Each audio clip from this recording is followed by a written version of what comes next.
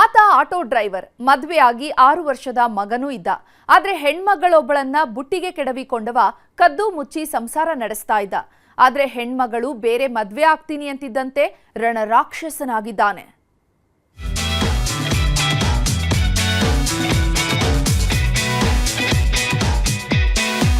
ಇಬ್ಬರ ನಡುವೆ ಮಾತಿನ ಚಕಮಕಿ ಆಗಿರ್ತದೆ. ಭವಾನಿ ಅನ್ನೋಳು ಊಟ ಕನ್ಸ್ಯೂಮ್ ಮಾಡಲಿಕ್ಕೆ ರಿಫ್ಯೂಸ್ ಮಾಡ್ತಾಳೆ.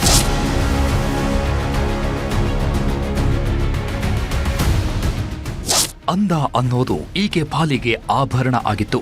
ಮುಗುಳ್ನಗೆ ಅನ್ನೋದು ತುಟಿಯಂಚಲ್ಲೇ ನಲಿದಾಡ್ತಿತ್ತು. ತಿದ್ದಿ ತೀಡಿದ ಗೊಂಬೆಯಂತಿದ್ದವಳು 10 ಕನಸು ಕಟ್ಕೊಂಡು ಬದುಕಿನ ಬಂಡಿ ಶುರು ಮಾಡಿದ್ಲು. ಇನ್ನು ಪ್ರಾಯದ ಜೀವ, ಪ್ರೀತಿ ಪ್ರೇಮ ಅನ್ನೋ ಮಾಯೆಯಲ್ಲಿ ತೇಲಾಡೋ ವಯಸ್ಸು. ಜೊತೆಗೆ ಊರು ಬಿಟ್ಟು ಊರಿಗೆ ಬಂದಿದ್ದು ಬೇರೆ. ಮಾಯಾನಗರಿಗೆ ಕಾಲಿಡ್ತಿದ್ದಂತೆ 10 ಕನಸುಗಳು ಹುಟ್ಕೊಂಡಿದ್ದವು.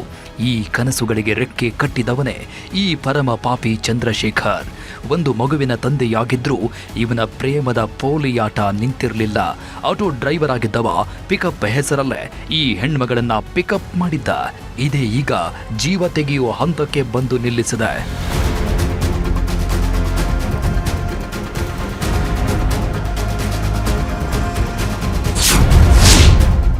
ಆಟೋ ಡ್ರೈವರ್ ಕಣ್ಣಲ್ಲೇ ಮಾಡಿದ್ದ ಪಿಕಪ್. OTP ಕೇಳೋ ನೆಪದಲ್ಲಿ ಹುಡುಗಿಗೆ ಹಾಕಿದ್ದ ಗಾಳ. ಇದು ಪಕ್ಕಾ OTP ಕಥೆ. OTP ಅಂದ್ರೆ ಒನ್ ಟೈಮ್ ಪಾಸ್ವರ್ಡ್ ಅಲ್ಲ, ಒನ್ ಟೈಮ್ ಪಪ್ಪಿ ಕಥೆ. ಊರು ಬಿಟ್ಟು ಊರಿಗೆ ಬರೋ ಹೆಣ್ಮಕ್ಕಳು ಹೆಜ್ಜೆ ಹೆಜ್ಜೆಗೂ ಎಚ್ಚರವಾಗಿರಬೇಕು. ಯಾಕಂದ್ರೆ ಹುರಿದು ಮುಕ್ಕೋದಕ್ಕೆ ಅಂತಾನೆ ರಣರಾಕ್ಷಸರು ಹೊಂಚು ಹಾಕ್ತಿದ್ದಾರೆ. ಕಾಸಿನ ಮೋಹಕ್ಕೆ, ಹೈಫೈ ಜೀವನಕ್ಕೋ ಅಥವಾ ಪ್ರೀತಿ ಪ್ರೇಮದ ಬಣ್ಣ ಬಣ್ಣದ ಮಾತಿಗೆ ಮರುಳಾದ್ರೆ ಮುಗದೇ ಹೋಯ್ತು. ಜೀವನ ಎರಡನ್ನೂ ಗೂಡಿಸಿ ಗುಂಡಾಂತರ ಮಾಡ್ತಾರೆ. ಈ ಹೆಣ್ಮಗಳ ಪಾಲಿಗೆ ಆಗಿದ್ದು ಇದೆ. ಅಂಕಲ್ನ ಬಲೆಗೆ ಬಿದ್ದವಳು ದುರಂತ ಅಂತ್ಯ ಕಂಡಿದ್ದಾಳೆ. ಈ ಹೆಣ್ಮಗಳ ಹೆಸರು ಭವಾನಿ ಅಂತ. ಜಸ್ಟ್ 26 ವರ್ಷ ವಯಸ್ಸು. ಮೂಲತಃ ಮಾಗಡಿಯವಳು. ಓದು ಮುಗಿಸಿದವಳು. ಬೆಂಗಳೂರಿಗೆ ಕೆಲಸಕ್ಕೆ ಬಂದ್ಲು. ಇಲ್ಲೇ ಮೊಬೈಲ್ ಶೋರೂಮ್ನಲ್ಲಿ ಕೆಲಸ ಮಾಡಿಕೊಂಡಿದ್ಲು.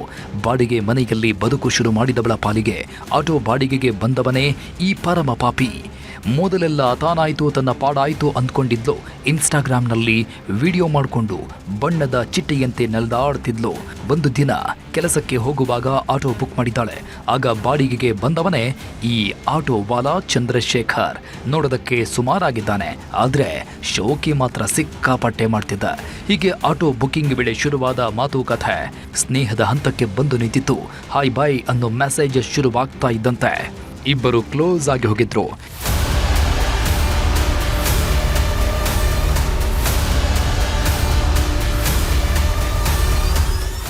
ಯಾವಾಗ ಆಟೋ ಚಂದ್ರಶೇಖರನ ಮೋಡಿಗೆ ಮರಳಾದ್ಲೋ ಇಬ್ಬರು ಪ್ರೇಮ ಕಾಮದಲ್ಲಿ ಮುಳುಗಿ ಹೋಗಿದ್ರು. ನಮ್ಮಿಬ್ಬರದ್ದು ಜನ್ಮ ಜನ್ಮಾಂತರದ ಸಂಬಂಧ ಅಂತ ಬಂಧ ಬೆಸೆದುಕೊಂಡಿದ್ರು. ಹೀಗಾಗಿಯೇ ಕದ್ದು ಮುಚ್ಚಿ ಮದುವೆಯಾಗಿದ್ರು. ಯಾರಿಗೂ ಗೊತ್ತಾಗದಂತೆ ಹಾರ ಬದಲಿಸಿಕೊಂಡು ಹಸೆಮಣೆ ಏರಿದ್ರು. ಆದ್ರೆ ಈ ಚಂದುಗೆ ಮೊದಲೇ ಮದುವೆಯಾಗಿ 6 ವರ್ಷದ ಮಗನಿದ್ದ. ಈ ವಿಷಯವನ್ನ ಮುಚ್ಚಿಟ್ಟವ ಕಳ್ಳ ಸಂಸಾರ ಶುರು ಮಾಡಿದ್ದ. ದಿನಗಳು ಉರುಳುತ್ತಾ ಇದ್ದಂತೆ ಪ್ರಿಯಕರನ ಮೊದಲ ಮದುವೆ ವಿಷಯ ಗೊತ್ತಾಗಿತ್ತು. ಅಷ್ಟಾದ್ರೂ ಭವಾನಿ ಮಾತ್ರ ದೂರ ಆಗಿರಲಿಲ್ಲ. ಇದೇ ನೋಡಿ ಈಕೆ ಮಾಡಿದ ಮಹಾಪರಾಧ. ಅಂಕಲ್ನ ತೋಳ ತೆಕ್ಕೆಯಲ್ಲಿದ್ದವಳಿಗೆ ಈತನೇ ಚಟ್ಟ ಕಟ್ಟುವಂತಾಗಿದೆ.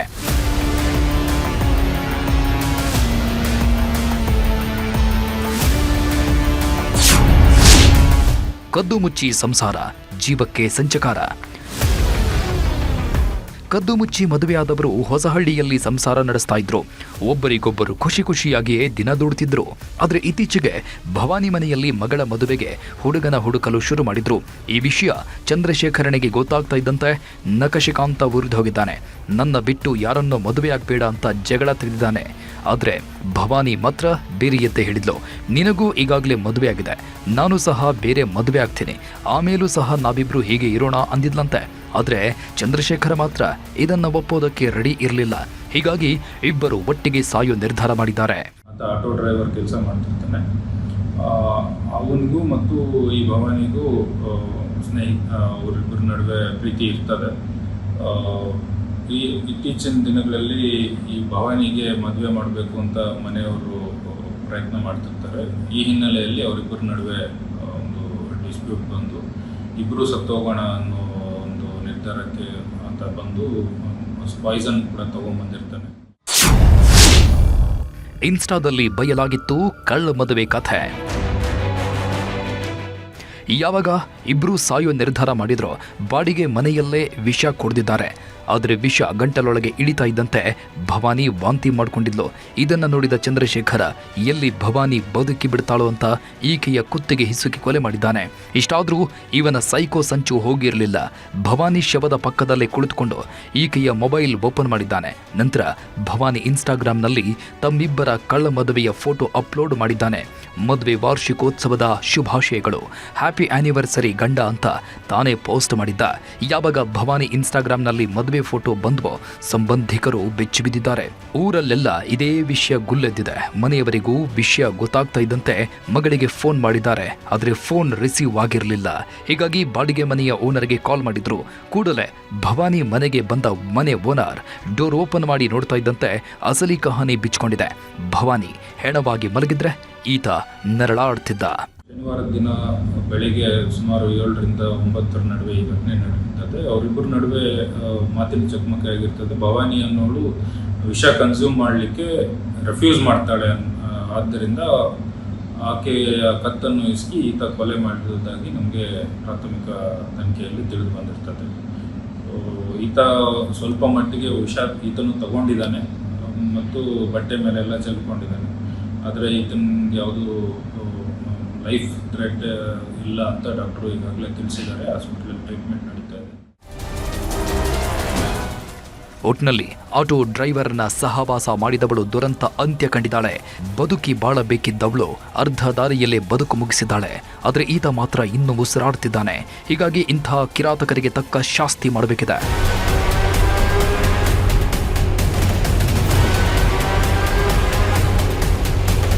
ಮಾದೇಶ್ ಜೊತೆ ಗಂಗಾಧರ್ ವಾಗಟ, ಕ್ರೈಮ್ ಬ್ಯೂರೋ, ನ್ಯೂಸ್ 18. ಬೆಳಗಾವಿಯಲ್ಲಿ ಥ್ರಿಲ್ಲರ್ ಕ್ರೈಮ್ ಸ್ಟೋರಿಯೊಂದು ಹೊರಬಂದಿದೆ.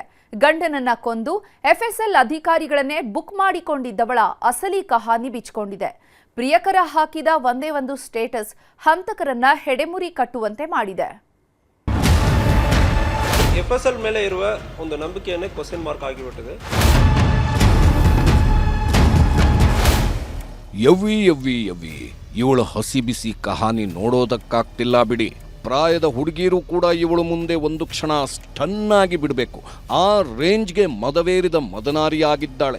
ಮೈ ಕೈ ತುಂಬಿಕೊಂಡು ಬಳುಕೋ ಬಂಗಾರಿಯಂತಿದ್ದವಳು ಗಂಡನಿಗೆ ಗೋಲೆ ಹೊಡೆದು ನರಪೇತ್ಲ ನಾರಾಯಣನ ಜೊತೆ ಚಿನ್ನಾಟ ಆಡ್ತಿದ್ದಳು. ತುಟಿಗೆ ತುಟಿ ಇಟ್ಟು ಮುತ್ತಿನ ಮುದ್ರೆ ಒತ್ತೋದೇನು, ಕೆನ್ನೆ ಹಿಡ್ಕೊಂಡು ಪಪ್ಪಿ ಮೇಲೆ ಪಪ್ಪಿ ಕೊಡೋದೇನು. ಪ್ರಾಯದ ಹುಡುಗರು ನೋಡಿದ್ರೆ ಒಂದೇ ಕಣ್ಣಲ್ಲಿ ಗೊಳೋ ಅಂತ ಅಳ್ತಾರೆ. ಈ ಅಂಕಲ್ ಆಂಟಿಯರ ಐನಾತಿ ಆಟ ನೋಡೋದಕ್ಕಾಗ್ತಿಲ್ಲ ಅಂತ ಸೊರಗಿ ಸುಸ್ತಾಗಿ ಹೋಗ್ತಿದ್ದಾರೆ. ಆದ್ರೆ ಈಕೆ ಬರೀ ಚಿನ್ನಾಟದ ಚೆಲುವೆಯಲ್ಲ, ಗಂಡನಿಗೆ ಚಟ್ಟ ಕಟ್ಟಿದ ಚಿತ್ತ ಚಂಚಲೆ. ಸ್ವಲ್ಪ ಯಾಮಾರಿದ್ರೂ ಯಮಪಾಶ ಬೀಸೋ ಮದನ ಕೋಮಲೆ.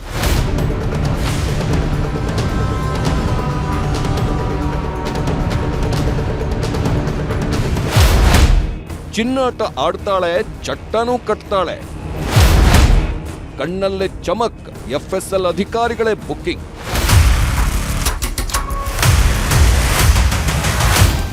ಇವಳು ಅಂತಿಂಥ ಐನಾತಿ ಅಲ್ಲ, ಪಕ್ಕಾ 420. ನೋಡೋದಕ್ಕೆ ಮಳ್ಳಿಯಂಗಿದ್ದವಳು, ಒಳಗೊಳಗೆ ಮಸಲತ್ತು ಮಾಡೋ ಮಾಯಾಂಗಿಣಿ. ಜಸ್ಟ್ 3 ದಿನದ ಹಿಂದೆ ಈಕೆಯ ಕ್ರೈಮ್ ಕಹಾನಿ ಬಿಚ್ಚಿಟ್ಟಿದ್ವಿ. ಈ ಸೀದೋಗಿರೋ ಮುಖದವನ ಹಿಂದೆ ಬಿದ್ದವಳು ಗಂಡನಿಗೆ ಚಟ್ಟ ಕಟ್ಟಿದ್ಲು ಅನ್ನೋದನ್ನ ಎಳೆಯಾಗಿ ಬಿಚ್ಚಿಟ್ಟಿದ್ವಿ. ಆದ್ರೀಗ ಐನಾತಿ ಆಂಟಿಯ ಇನ್ನೊಂದಿಷ್ಟು ಆಘಾತಕಾರಿ ವಿಷಯಗಳು ಬಿಚ್ಕೊಂಡಿವೆ. ಎಫ್ಎಸ್ಎಲ್ ಅಧಿಕಾರಿಗಳನ್ನೇ ಬುಕ್ ಮಾಡಿಕೊಂಡಿದ್ದವಳು ಇಡೀ ಕೊಲೆ ಕೇಸನ್ನೇ ಉಲ್ಟಂಪಲ್ಟಾ ಮಾಡಿದ್ಲು. ಈಕೆ ಹೆಸರು ಸುಮಾ ಮಂಜರಗಿ ಅಂತ. ಹುಕ್ಕೇರಿ ತಾಲೂಕಿನ ಘೋಡಗೇರಿ ನಿವಾಸಿ. ಇವಳ ಕ್ರೈಮ್ ಕಥಾನಕವನ್ನ ಹೇಳ್ತಾ ಹೋದ್ರೆ ನಿಜಕ್ಕೂ ನಡುಕ ಶುರುವಾಗುತ್ತೆ.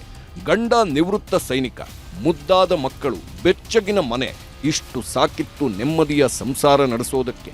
ಆದ್ರೆ ಈಕೆಗೆ ಕಾಸಿನ ಜೊತೆಗೆ ಹಾಸಿಗೆ ಹುಚ್ಚು. ಹೀಗಾಗಿಯೇ ಈ ಎಗ್ ರೈಸ್ ಅಂಗಡಿಯ ಐನಾತಿ ಹಿಂದೆ ಬಿದ್ದಿದ್ದು. ಇವನಿರೋ ಅಂದಾಚಂದಾನೋ ಈಕೆಯೇ ಮೆಚ್ಕೋಬೇಕು. ಅದೇನ್ ನೋಡಿ ಇವನು ಹಿಂದೆ ಬಿದ್ದಿದ್ಲೋ ಭಗವಂತನೇ ಬಲ್ಲ. ಎಗ್ ರೈಸ್ ಅಂಗಡಿಯ ಪುಂಡಲೀಕನಿಗೂ ಈ ಆಂಟಿ ಗಂಡನಿಗೂ ಸ್ನೇಹ ಬೆಳೆದಿತ್ತು. ಒಳ್ಳೆ ಫ್ರೆಂಡ್ಸ್ ಆಗಿದ್ದಿದ್ರಿಂದ ಇಬ್ಬರೂ ಸೇರಿ ಹಿಡ್ಕಲ್ ಡ್ಯಾಂ ಬಳಿ ಹೋಟೆಲ್ ಶುರು ಮಾಡಿದ್ರು. ಆಗಲೇ ನೋಡಿ ಈ ನರಪೇತ್ಲನ ನರನಾಡಿಯಲ್ಲಿ ಆಂಟಿಯ ಸಂಚಲನ ಶುರುವಾಗಿದ್ದು. ಹೋಟೆಲ್ನಲ್ಲಿ ಪಾರ್ಟ್ನರ್ ಆಗಿದ್ದವ ಮನೆಯಲ್ಲೂ ಪಾರ್ಟ್ನರ್ಶಿಪ್ ಶುರು ಮಾಡಿದ್ದ. ಇವರಿಬ್ಬರ ಪ್ರೇಮದಾಟ ಜೋರಾಗ್ತಿದ್ದಂತೆ ಗಂಡನಿಗೆ ಮುಹೂರ್ತ ಇಟ್ಟಿದ್ರು.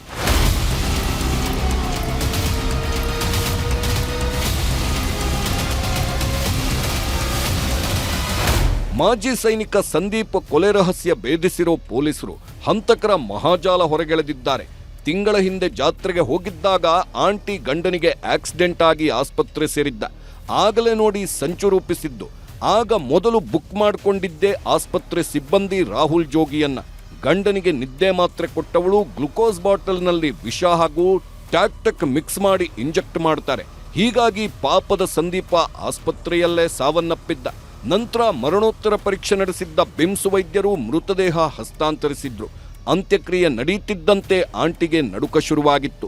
ಮರಣೋತ್ತರ ಪರೀಕ್ಷೆ ವರದಿ ಹಾಗೂ FSLನಲ್ಲಿ ಎಲ್ಲಿ ಸತ್ಯ ಹೊರಬರುತ್ತೋ ಅನ್ನೋ ಭಯ ಕಾಡಿತ್ತು. ಹೀಗಾಗಿ ತನ್ನ ತಾಯಿಯ ಬಳಿ ಎಲ್ಲಾ ವಿಷಯ ಹೇಳ್ಕೊಂಡಿದ್ದಾಳೆ. ಆಗ ಈಕೆಯ ಹಡೆದವ್ವ ಕೂಡ ಇವರ ಸಂಘ ಸೇರ್ಕೊಂಡಿದ್ಲು. ತನಗೆ ಪರಿಚಯವಿದ್ದ ವ್ಯಕ್ತಿಯೊಬ್ಬನ ಜೊತೆ ಸೇರ್ಕೊಂಡು ಪೊಲೀಸ್ ಆಯುಕ್ತರ ಕಚೇರಿಯಲ್ಲಿ ಕೆಲಸ ಮಾಡುತ್ತಿದ್ದ ಪೇದೆಯನ್ನ ಸಂಪರ್ಕ ಬೆಳೆಸಿಕೊಂಡು FSL ಕಚೇರಿಯ ಸಿಪಾಯಿ ಅಪ್ಪಸಾಬನ್ನೋನಿಗೆ ಗಾಳ ಹಾಕ್ತಾರೆ. ಆತನಿಂದ ಲ್ಯಾಬ್ ಸಹಾಯಕ ಚೆನ್ನಯ್ಯ ಹಾಗೂ ಸೀನಿಯರ್ ಆಫೀಸರ್ ನಾಗರಾಜ್ಗೆ ಹಣದ ಆಮಿಷ ಒಡ್ಡಿ ಹೃದಯಾಘಾತದ ರಿಪೋರ್ಟ್ ರೆಡಿ ಮಾಡಿಸ್ತಾರೆ. ಅವ್ರು ಹೇಳುವುದಲ್ಲ, ಒಂದು ಸ್ಟೇಟ್ಮೆಂಟ್ ಮೇಲ್ಗಡೆ ನಾವು ಅರೆಸ್ಟ್ ಮಾಡೋಕ್ಕಾಗಲ್ಲ ಅಂದ್ರೆ ಹೇಳಿಬಿಟ್ಟು ಎವಿಡೆನ್ಸ್ ಬರೆ ನಾವು ಈ ಕೇಸನ್ನು ಸ್ವಲ್ಪ ನಮ್ಮ ಮಟ್ಟದಲ್ಲಿ ಹೊರಗೆ ಬರದೆ ನಾವು ಪ್ರಯತ್ನ ಮಾಡಿದ್ವಿ. ತಕ್ಷಣ ಎಲ್ಲ ಅಕ್ಯೂಸ್ಡ್ ಇದರಲ್ಲಿ ಯಾರ್ಯಾರೆಲ್ಲ ಈ ಕೊಲೆಯಲ್ಲಿ ಭಾಗಿಯಾಗಿದ್ದಾರೋ ಅವರನ್ನ ಘಟಪ್ರಭಾ ಇನ್ಸ್ಪೆಕ್ಟರ್ ಈಗ ತನಿಖೆಯನ್ನು ಮುಂದುವರಿತಾ ಇದ್ದಾರೆ. ಇದೆಲ್ಲ ಆಗಿ 3 ತಿಂಗಳೇ ಆಗೋಗಿತ್ತು. ಹೀಗಾಗಿ ಸಾವನ್ನಪ್ಪಿದ ಸಂದೀಪನ 2 ಕೋಟಿ ವಿಮೆ ಹಣ ಆಂಟಿ ಕೈ ಸೇರಿತ್ತು. ಆಗಲೇ ನೋಡಿ ಪಾಪದ ಕೊಡ ತುಂಬಿದ್ದು. 2 ಕೋಟಿ ವಿಷಯಕ್ಕೆ ಇಬ್ಬರ ಮಧ್ಯೆ ಗಲಾಟೆ ಆಗ್ತಿದ್ದಂತೆ ಪುಂಡಲಿಕ ಸ್ಟೇಟಸ್ ಒಂದನ್ನ ಹಾಕಿದ್ದ. ಸಂದೀಪ್ ಕೊಲೆಯ ಹಿಂದೆ ಬೇರೆಯದ್ದೇ ಕಥೆ ಇದೆ ಅಂತ ಸ್ಟೇಟಸ್ ಹಾಕಿದ್ದ. ಇದನ್ನ ನೋಡಿದ್ದ ಮೃತ ಸೈನಿಕ ಸಂದೀಪನ ಸಹೋದರನಿಗೆ ಅನುಮಾನ ಶುರುವಾಗಿತ್ತು. ತಕ್ಷಣ ಪೊಲೀಸರಿಗೆ ದೂರು ನೀಡ್ತಿದ್ದಂತೆ ಪುಂಡಲೀಕನ ಬುಡಕ್ಕೆ ಬಿಸಿ ನೀರು ಕಾಯಿಸಿದ್ರು. ಆಗಲೇ ನೋಡಿ ಅಸಲಿ ಸತ್ಯ ಹೊರಬಿದ್ದಿದ್ದು. ಒಟ್ನಲ್ಲಿ ಗಂಡನನ್ನ ಕೊಂದು ಗಂಡನ ಕಾಸಲ್ಲೇ ಮಜಾ ಮಾಡ್ತಿದ್ದವಳು ಈಗ ಕಂಬಿ ಹಿಂದೆ ಸೇರಿದ್ದಾಳೆ. ಈಕೆ ಜೊತೆಗೆ ಇತರೆ 9 ಮಂದಿಯೂ ಕಣ್ಣೀರಿಡ್ತಿದ್ದಾರೆ. ಚಂದ್ರಕಾಂತ್ ಸುಗಂಧಿ, ನ್ಯೂಸ್ 18 ಬೆಳಗಾವಿ. ಬಾರ್ ಅಂಡ್ ರೆಸ್ಟೋರೆಂಟ್ನಲ್ಲಿ ಜವರಾಯ ಅಟ್ಟಹಾಸ ಮೆರೆದಿದ್ದಾನೆ. ಇದ್ದಕ್ಕಿದ್ದಂತೆ ಆವರಿಸಿದ ಬೆಂಕಿಯ ಬಲೆ ಇಬ್ಬರ ಜೀವವನ್ನೇ ತೆಗೆದಿದೆ.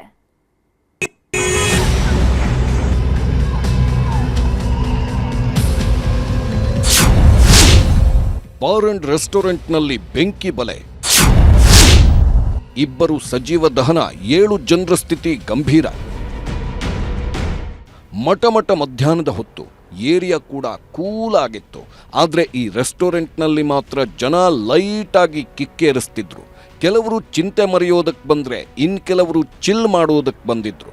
ಆದರೆ ಇಬ್ಬರ ಪಾಲಿಗೆ ಜವರಾಯ ಬೆಂಕಿ ರೂಪದಲ್ಲಿ ಅಪ್ಪಳಿಸಿದ್ದಾನೆ. ಒಮ್ಮೆಲೆ ಹೊತ್ತಿಕೊಂಡ ಬೆಂಕಿಗೆ ಇಬ್ಬರು ಸುಟ್ಟು ಭಸ್ಮವಾಗಿದ್ದಾರೆ.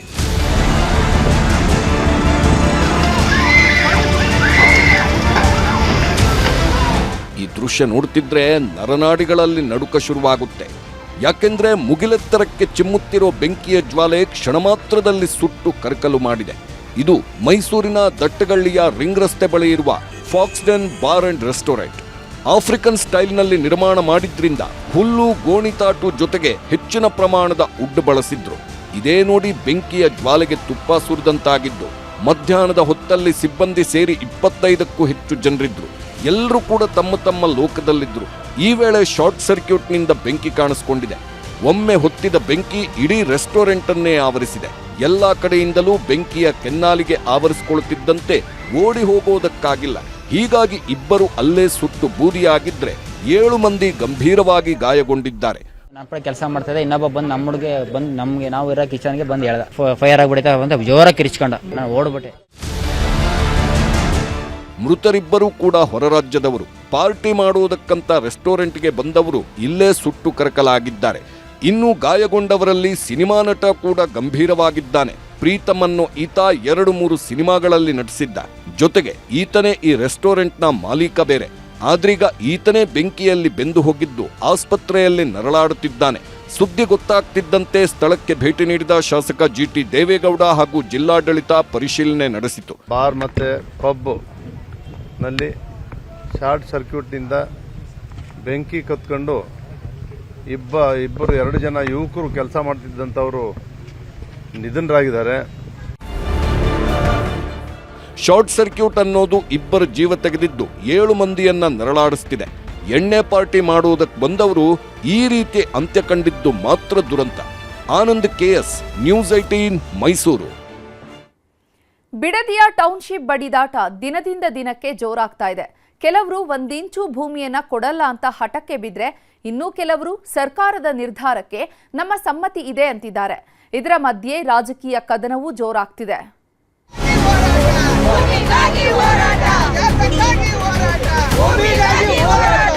ಯಾವ ಅನುಕೂಲನೂ ಬೇಡ, ನಮ್ಗೆ ಭೂಮಿ ಬಿಟ್ರೆ ನಮ್ಗೆ ಅನುಕೂಲ. ಆ ಕಸದ ಕಡ್ಲಿಕ್ಕೆ ಹೊರಟಿರ್ತಕ್ಕಂಥ ಭೂಮಿ ಒಂದು ಅಂಗೈ ಅಗಲನೂ ಕೂಡ ಅದು ಬರಡು ಭೂಮಿ ಅಲ್ಲ. ಕೋಲಾರದಲ್ಲಿ ಚಿನ್ನ ಸಿಗ್ಬೋದು, ಚಿನ್ನದ ಗಣಿ ಇರ್ಬೋದು ಕೋಲಾರದಲ್ಲಿ. ನಾವು ಭೂಮಿ ಮೇಲೆ ಚಿನ್ನ ಬೆಳಿತೀವಿ. ಅವನು ಕೋಟಿ ಕೊಟ್ಟು ನಾವು ಕೊಡಲ್ಲ ಜಮೀನು. ಮಕ್ಕಳದ ಭವಿಷ್ಯ ಅಲ್ಲ, ಸರ್ವನಾಶ ಮಾಡಕ್ಕೆ ಈ ಯೋಜನೆ ಮಾಡ್ತಾ ಇರೋದು. ಈಗ ಒಳ್ಳೆ ಡಿ ಕೆ ಶಿವಕುಮಾರ್ ಒಳ್ಳೆ ಇದು ಮಾಡೋರಲ್ಲ, ಅದಕ್ಕೆ ನಮ್ಗೆ ಬೆಂಬಲ ಇದೆ. ನಾವು ಜಮೀನು ಕೊಡ್ತಾ ಇದೀವಿ ಡಿ ಕೆ ಶಿವಕುಮಾರ್ಗೆ. ಮೇಡ್ ಭೂಮಿ ನೀರಿಲ್ಲ, ಅದಕ್ಕೆ ಬೆಳೆಯೋಕ್ಕಾಗಲ್ಲ, ಪಾಳು ಬಿದ್ದದೆ. ನೀರು ಸರಿ ಇಲ್ಲ, ಅದ್ರ ದೇಶದಿಂದ ಬಿರ್ನ ಅಕ್ವೈರ್ ಆಗ್ಬಿಡ್ಲಿ ಅಂತ ನಾವು ತೀರ್ಮಾನ ಮಾಡಿದ್ವಿ.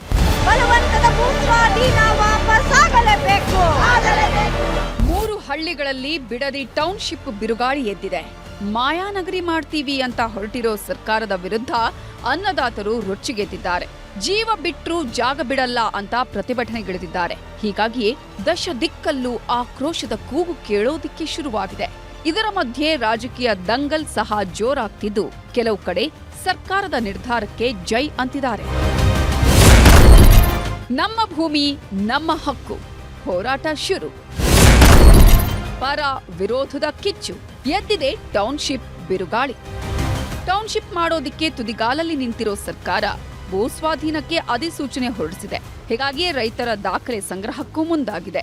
ಇದು ಹಲವೆಡೆ ಆಕ್ರೋಶದ ಕಿಚ್ಚು ಹಚ್ಚಿಸಿದೆ. ಇದರ ಮುನ್ನುಡಿಯಾಗಿ ಇವತ್ತು ರೈತ ಮಹಿಳೆಯರು ಬೈರಮಂಗಲ ಚಲೋ ಶುರು ಮಾಡಿದ್ದಾರೆ. ಅಖಿಲ ಭಾರತ ಜನವಾದಿ ಮಹಿಳಾ ಸಂಘಟನೆ ಭಾರೀ ಹೋರಾಟ ನಡೆಸಿದ್ದು, ನಮ್ಮ ಭೂಮಿ ನಮ್ಮ ಹಕ್ಕು, ಯಾವುದೇ ಕಾರಣಕ್ಕೂ ಭೂಮಿ ಬಿಟ್ಕೊಡಲ್ಲ ಅಂತ ಘೋಷಣೆ ಮೊಳಗಿಸಿದ್ದಾರೆ.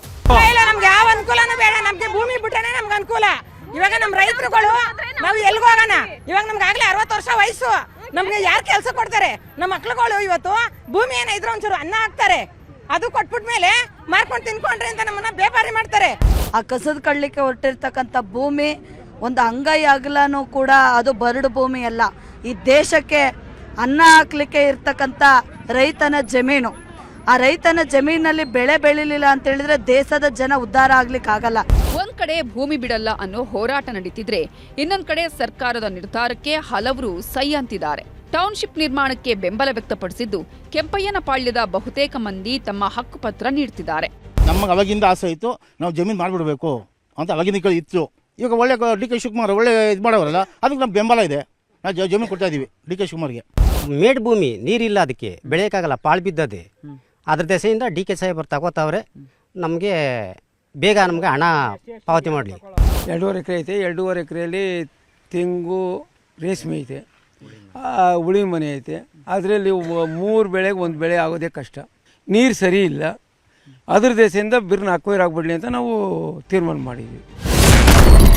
ಕಷ್ಟದ ಜೀವನ, ಭೂಮಿ ಕೊಡ್ತೇವೆ, ನಮ್ಗೆಲ್ಲ ವಯಸ್ಸಾಗ್ತಿದೆ, ಹೀಗಾಗಿ ಕೃಷಿ ಮಾಡಲು ಆಗಲ್ಲ. ಜೊತೆಗೆ ಕೃಷಿಗೆ ಬೇಕಾದಷ್ಟು ನೀರು ಸಿಗ್ತಿಲ್ಲ. ಲಕ್ಷಾಂತರ ರೂಪಾಯಿ ಖರ್ಚು ಮಾಡಿದ್ರೂ ನಷ್ಟ ಆಗ್ತಿದೆ. ಜೊತೆಗೆ ಕೂಲಿ ಆಳು ಸಿಗಲ್ಲ. ಕೂಲಿ ಕೊಡೋದು ಸಹ ನಮ್ಗೆ ದುಬಾರಿಯಾಗಿದ್ದು, ಮಕ್ಕಳ ಮದುವೆ ಹಾಗೂ ಭವಿಷ್ಯಕ್ಕೆ ದುಡ್ಡು ಬೇಕೇ ಬೇಕು. ಲಕ್ಷ ಕೊಡೋ ಭೂಮಿಗೆ ಕೋಟಿ ಕೊಡ್ತಿದ್ದಾರೆ. ಇಲ್ಲೇ ಇದ್ರೆ ಕಲುಷಿತ ನೀರನ್ನೇ ಬಳಸಿ ಕೃಷಿ ಮಾಡಬೇಕಿದೆ. ಈ ಹಿಂದೆ ಕುಮಾರಸ್ವಾಮಿ ರೆಡ್ ಝೋನ್ ಮಾಡಿದ್ಯಾಕೆ ಅಂತ ಕೆಂಪಯ್ಯನಪಾಳ್ಯದ ಜನ ಪ್ರಶ್ನೆ ಮಾಡ್ತಿದ್ದಾರೆ. ಸರ್ಕಾರದ ವಿರುದ್ಧ ದಳಪತಿಗಳ ತ್ರಿಶೂಲ ವ್ಯೂಹ. ಬಿಡದಿ ಟೌನ್ಶಿಪ್ ವಿಷಯವಾಗಿ ದಳಪತಿಗಳು ಸಮರಕ್ಕಿಳಿದಿದ್ದಾರೆ. ಸರ್ಕಾರದ ನಿರ್ಧಾರದ ವಿರುದ್ಧ ಕೆರಳಿ ಕೆಂಡವಾಗಿರೋ ದಳನಾಯಕರು ತ್ರಿಶೂಲ ವ್ಯೂಹ ಹೂಡೋದಕ್ಕೆ ಮುಂದಾಗಿದ್ದಾರೆ.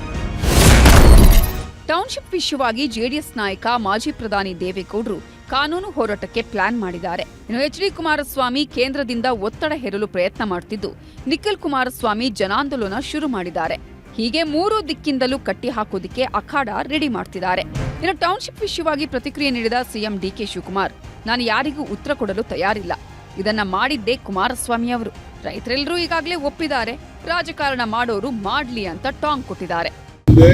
ಕುಮಾರಸ್ವಾಮಿ ಅವರೇ ಇದಕ್ಕೆ ನೋಟಿಫೈ ಮಾಡಿದ್ದು, ಇಂಡಸ್ಟ್ರಿಯಲ್ ಟೌನ್ ಯಾರು ಮಾಡಿದ್ದು, ಆರೋಳಿ ಇಂಡಸ್ಟ್ರಿಯಲ್ ಟೌನ್ ಯಾರು ಮಾಡಿದ್ದು, ಆ ಜಮೀನು ರೈತರು ಹೋಗಿಲ್ವಾ? ಈಗ ರೈತರೆಲ್ಲ ಒಪ್ಕೊಂಡಿದ್ದಾರೆ. ರಾಜಕಾರಣ ಮಾಡಬೇಕು ಅಂತಿದ್ರೆ ರಾಜಕಾರಣ ಮಾಡಬೇಕು.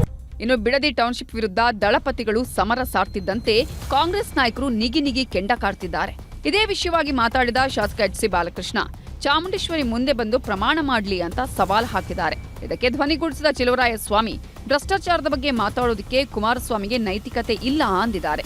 ಅವ್ರು ಚಾಮುಂಡೇಶ್ವರಿ ಪೂಜೆ ಮಾಡ್ತಾರಲ್ವ, ಮೊದಲಿಂದ ಕೂಡ ನಾನು ಚಾಮುಂಡೇಶ್ವರಿಯ ಭಕ್ತ ಅಂತ ಹೇಳ್ಕೊಂಬಂದವ್ರಲ್ಲ, ಬಂದು ಹೇಳಿ ಪ್ರಮಾಣ ನಾವೇ ಮಾಡ್ತೀವಿ. ಅವ್ರು ಬರದೇ ಇದ್ರು ಒಂದು ಡೇಟ್ ಫಿಕ್ಸ್ ಮಾಡ್ತೀವಿ. 2018ರಲ್ಲಿ ಹಿಂಗೆ ಹೇಳಿದ್ರು ಅಂತ ನಾವೇ ಅಲ್ಲಿ ಕರ್ಪೂರ ಹಚ್ಚಿ ಪ್ರಮಾಣ ಮಾಡ್ಬರ್ತೀವಿ. ಅವ್ರು ಬರ್ಬೋದು, ಬಿಡ್ಬೋದು. ಇಲ್ಲ ನಾನು ಹಿಂಗೆ ಹೇಳಿಲ್ಲ ಅಂತ ಬಂದು ಅವರಾಗಲಿ ಅವ್ರ ಸುಪುತ್ರ ಆಗಲಿ ಬಂದು ಹಚ್ಚಲಿ. ಕರಪ್ಷನ್ ಬಗ್ಗೆ ಅಥವಾ ದುಡ್ಡಿನ ಬಗ್ಗೆ, ವ್ಯಾಪಾರದ ಬಗ್ಗೆ ಕುಮಾರಸ್ವಾಮಿ ಅವರಿಗೆ ಅಲ್ಲರಿ ಮಾತಾಡಬಾರ್ದು. ಆ ಥರ ಚರ್ಚೆ ಮಾಡೋದಾದರೆ ನಾನು ಬರ್ತೀನಿ, ನಾನು ಒಬ್ಬನೇ ಬರ್ತೀನಿ. ಒಂದ್ ಕಡೆ ರೈತರ ಹೋರಾಟ, ಇನ್ನೊಂದ್ ಕಡೆ ರಾಜಕೀಯ ಕದನ. ಇದೆಲ್ಲದರ ಮಧ್ಯೆ ಜೂನ್ 21ಕ್ಕೆ ಜೆಡಿಎಸ್ ಪಾದಯಾತ್ರೆ ಹಮ್ಮಿಕೊಂಡಿದೆ. ಹೀಗಾಗಿ ಎಲ್ಲಿಗೆ ಬಂದು ನಿಲ್ಲುತ್ತೋ ಕಾದು ನೋಡಬೇಕು. ಕಾರ್ತಿಕ್ ಜೊತೆ ವೆಂಕಟೇಶ್, ನ್ಯೂಸ್ 18 ಬೆಂಗಳೂರು ದಕ್ಷಿಣ. ನಿತ್ಯ ಕುಡಿತದ ದಾಸನಾಗಿದ್ದವ ಹೆಂಡತಿ ಮಕ್ಕಳ ಪಾಲಿಗೆ ಕಂಟಕವಾಗಿದ್ದ. ಕುಡಿದ ನಶೆಯಲ್ಲೇ ಪತ್ನಿಗೆ ಮನಬಂದಂತೆ ಹಲ್ಲೆ ಮಾಡ್ತಾ ಇದ್ದ. ಇದನ್ನ ಪ್ರಶ್ನೆ ಮಾಡಿದ ಮಗನ ಮೇಲೆ ಜಗಳಕ್ಕೆ ನಿಂತಿದ್ದ. ಇದರಿಂದ ಸಿಟ್ಟಿಗೇಳ್ತಿದ್ದಂತೆ ನಡೆಯಬಾರದ ಘಟನೆ ನಡೆದು ಹೋಗಿದೆ. ಬಾಡಿ ನೋಡಿದಾಗ ನಮ್ಮವ್ರಿಗೆ ಗೊತ್ತಾಗುತ್ತೆ, ಇದು ಸ್ವಲ್ಪ ಇಂಜರಿ ಇದೆ. ಒಂದು ಹೆಡ್ ಮೇಲೆ ಇಂಜರಿ ಇತ್ತು, ಒಂದು ಲೋವರ್ ಅಬ್ಡಮನ್ ಮೇಲೆ ಇಂಜರಿ ಇತ್ತು. ಕುಡುಕ ಗಂಡ ಪತ್ನಿಗೆ ನರಕ, ಹೆಣ ಉರುಳಿಸಿದ ಮಗ. ನೆತ್ತಿಗೇರಿತ್ತು ಪಿತ್ತ, ಕೋಪದ ಕೈಗೆ ಬುದ್ಧಿ ಕೊಟ್ಟವ ಕೆಡವಿದ ಹೆಣ. ಕೋಪದ ಕೈಗೆ ಬುದ್ಧಿ ಕೊಟ್ರೆ ಆಗೋದು ದುರಂತ ಕಥೆಗಳೇ. ಯಾಕಂದ್ರೆ ಸಿಟ್ಟಲ್ಲಿ ಅದೆಷ್ಟೋ ಮಂದಿ ಹೆಣ ಉರುಳಿಸಿದವರಿದ್ದಾರೆ, ಪಿತ್ತ ನೆತ್ತಿಗೇರ್ತು ಅಂತ ಕೊಂದು ಮಲಗಿಸಿದವರಿದ್ದಾರೆ. ಈತನದ್ದು ಕೂಡ ಇಂಥದ್ದೇ ಕಥೆ. ಕುಡುಕ ಅಪ್ಪನ ಮೇಲೆ ಸಿಟ್ಟಿಗೆದ್ದವ ಒಂದೇ ಏಟಿಗೆ ಕೊಂದು ಹಾಕಿದ್ದಾನೆ. ತಾಯಿ ಮೇಲೆ ಹಲ್ಲೆ ಮಾಡ್ತಿದ್ದದ್ದನ್ನ ಸಹಿಸೋದಕ್ಕಾಗದೆ ಅಪ್ಪನ ಜೀವ ತೆಗೆದಿದ್ದಾನೆ.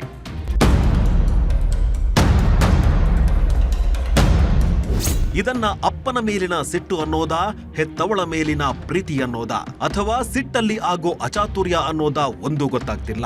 ಈತನಿಗೇನು ಅಪ್ಪನ ಮೇಲೆ ದ್ವೇಷ ಇರಲಿಲ್ಲ, ಕೊಲೆ ಮಾಡಬೇಕು ಅನ್ನೋ ಇಂಟೆನ್ಷನ್ ಕೂಡ ಇರಲಿಲ್ಲ. ಆದ್ರೆ ದುಡುಕಿನಲ್ಲಿ ಮಾಡಿದ ಎಡವಟ್ಟು ದುರಂತ ಅಧ್ಯಾಯ ಬರೆದಿದೆ. ಈತನ ಹೆಸರು ಕುಮಾರ್ ಅಂತ, ಚಿಕ್ಕಮಗಳೂರು ತಾಲೂಕಿನ ಹನುಮನಹಳ್ಳಿ ನಿವಾಸಿ. ಈತನ ತಂದೆಯೇ ಕೆಂಚೇಗೌಡ. ಬೆಳಗಾದ್ರೆ ಸಾಕು ಕಂಠ ಪೂರ್ತಿ ಕುಡಿದು ತೂರಾಡ್ತಿದ್ದ. ಅದೇ ರೀತಿ ಎಣ್ಣೆ ಹೊಡ್ಕೊಂಡು ಬಂದವ ತನ್ನ ಹೆಂಡತಿ ಜೊತೆಗೆ ಜಗಳಕ್ಕೆ ನಿಂತಿದ್ದ.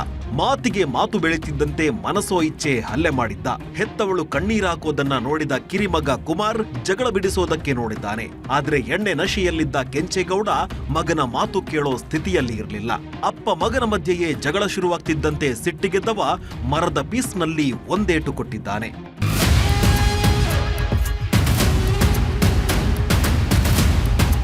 ಕೆಂಚೇಗೌಡನ ತಲೆಗೆ ಹೊಡೆತ ಬೀಳ್ತಿದ್ದಂತೆ ನೆತ್ತರು ಚಿಮ್ಮುವುದಕ್ಕೆ ಶುರುವಾಗಿದೆ. ಕೂಡಲೇ ಅಕ್ಕಪಕ್ಕದ ಸಂಬಂಧಿಕರೆಲ್ಲ ಸೇರ್ಕೊಂಡಿದ್ರು.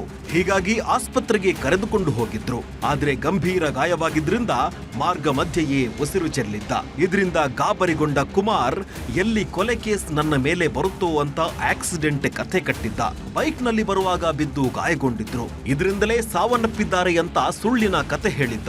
ಆದ್ರೆ ಪೊಲೀಸರು ತನಿಖೆಗಿಳಿತಿದ್ದಂತೆ ಅಸಲಿ ಸತ್ಯ ಬಾಯ್ಬಿಟ್ಟಿದ್ದಾನೆ. ಯಾವಾಗ ಮಗನನ್ನ ಬಂಧಿಸೋದಕ್ಕೆ ಬಂದ್ರೂ ಹೆತ್ತವಳ ಆಕ್ರಂದನ ಮುಗಿಲು ಮುಟ್ಟಿತ್ತು. ಕೊಲೆ ಮಾಡಿದ್ದು ನನ್ನ ಮಗ ಅಲ್ಲ, ನಾನೇ ಕೊಲೆ ಮಾಡಿದ್ದು, ನನ್ನನ್ನ ಅರೆಸ್ಟ್ ಮಾಡಿ ಅಂತ ಕರುಳ ಕುಡಿ ಉಳಿಸೋದಕ್ಕೆ ಕಾಡಿಬೇಡಿದೆ. ಬಾಡಿ ನೋಡಿದಾಗ ನಮ್ಮವ್ರಿಗೆ ಗೊತ್ತಾಗುತ್ತೆ, ಇದು ಸ್ವಲ್ಪ ಇಂಜರಿ ಇದೆ. ಒಂದು ಹೆಡ್ ಮೇಲೆ ಇಂಜರಿ ಇತ್ತು, ಒಂದು ಲೋವರ್ ಅಬ್ಡಮನ್ ಮೇಲೆ ಇಂಜರಿ ಇತ್ತು. ಈ ಇಂಜರಿ ನೋಡಿದಾಗ it's was looking like an assault only. So ಆಮೇಲೆ ನಮ್ಮವರು ಸ್ವಲ್ಪ ಇನ್ಕ್ವೈರಿ ಮಾಡಿದ್ದಾರೆ ಮನೆಯವರಿಗೆ. ಇನ್ಕ್ವೈರಿ ಮಾಡಿದಾಗ then we got to know it's a fatal assault and ನಮ್ಮವರು ಮರ್ಡರ್ ಸೆಕ್ಷನ್ ಆ್ಯಡ್ ಮಾಡಿ ಮತ್ತೆ ಈಗ ಇನ್ವೆಸ್ಟಿಗೇಷನ್ ಮುಂದೆ. ಒಟ್ನಲ್ಲಿ ಕೋಪದ ಕೈಗೆ ಬುದ್ಧಿ ಕೊಟ್ಟವ ಕಂಬಿ ಹಿಂದೆ ಸೇರಿದ್ರೆ ಕುಡಿತದ ಅಮಲಲ್ಲಿ ಕಾಟ ಕೊಡ್ತಿದ್ದವ ಹೆಣವಾಗಿದ್ದಾನೆ. ಆದ್ರೆ ಈ ತಾಯಿಗೆ ಮಾತ್ರ ಇಬ್ಬರನ್ನು ಕಳ್ಕೊಂಡ ನೋವು ಬಿಟ್ಟು ಬಿಡದೆ ಕಾಡ್ತಿದೆ. ಯೋಗೀಶ್ ಕಾಮೇನಹಳ್ಳಿ, ನ್ಯೂಸ್ 18 ಚಿಕ್ಕಮಗಳೂರು.